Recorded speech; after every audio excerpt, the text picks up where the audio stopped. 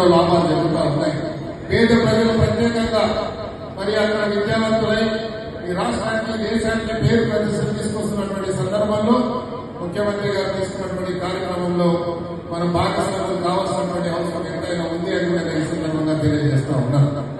సన్నబియ్యం పంపిణీ కార్యక్రమం మనం మొదలైనప్పుడు రాష్ట్ర వ్యాప్తంగా మొదలైతే ప్రతి కుటుంబం తెల్ల రేషన్ కార్డు ఉన్నటువంటి ప్రతి కుటుంబానికి తెల్ల బియ్యం ఇచ్చినప్పుడు వారి ఆనందానికి అది లేదు.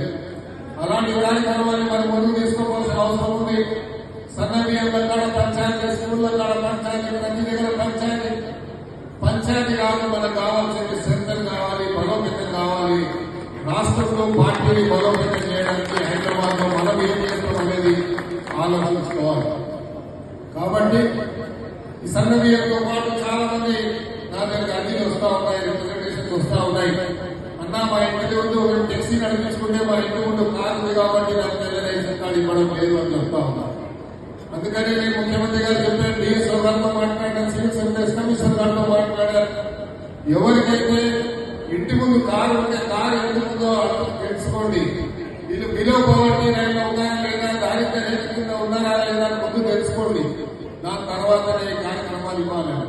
లేకపోతే మీరు ఎవరికైనా రేషన్ కార్డు రాకపోతే నా దగ్గరికి రాండి, ఇక్కడ లేకపోతే ఇక్కడ ఉన్నటువంటి అనిల్ కుమార్ యాదవ్ గారు మన రాజ్యసభ సభ్యులు ఉన్నారు వారి దగ్గర కానీ, లేకపోతే ఇక్కడ రోహన్ రెడ్డి గారు మన జిల్లా అధ్యక్షులు వారి దగ్గర కానీ, గ్రేటర్ హైదరాబాద్ మేయర్ గారు ఉన్నారు వారి దగ్గరికి వెళ్ళండి. తప్పకుండా ప్రతి అర్హులైన ప్రతి కుటుంబానికి తెల్ల రేషన్ కార్డు ఇప్పించి ముఖ్యమంత్రి గారు చెప్పినట్టుగా ప్రతి పేదవాడు మరి సన్న బియ్యం తినేటువంటి కార్యక్రమాలపై భాగస్వామ్యం అవుతామని మనం చేస్తూ ఉన్నాం. 200 యూనిట్లు దళితులకు, ఎస్టీ ఎస్టీలకు 200 యూనిట్ల వరకు కరెంట్ ఉచితంగా ఇస్తా ఉన్నాం. ఇందిరమ్మ ఇల్లు మన నియోజకవర్గంలో త్వరలోనే ప్రారంభం కాబోతున్నాయి. పేద కుటుంబాలకు ప్రతి అర్హులైన ప్రతి కుటుంబానికి ఇందిరమ్మ ఇల్లు ఇచ్చేటువంటి కార్యక్రమం కానీ ఇవన్నీ కూడా మనం బాధ్యతగా తీసుకోవాలి. కేవలం ముఖ్యమంత్రి గారు సంక్షేమ పథకాలు మొదలు పెడితే ఆ ప్రచారం ముఖ్యమంత్రి గారు చేయాలని అనుకుని అది కేవలం అవివేకమే అవుతుంది. అది మన బాధ్యతగా భావించాలి. ప్రతి కార్యకర్త అంత భాగస్వాములు అయినప్పుడే ముఖ్యమంత్రి గారు తీసుకునే ప్రతి కార్యక్రమాన్ని పేద ప్రజలకు అందించినప్పుడే ముఖ్యమంత్రి గారికి సంతోషం, ప్రభుత్వానికి సంతోషం, పార్టీకి పేరు ప్రతిష్టలు వస్తాయన్న విషయాన్ని మనం మర్చిపోయి పనిచేస్తున్నాం అనే విషయాన్ని కూడా గ్రహించుకోవాల్సినటువంటి అవసరం ఉంది.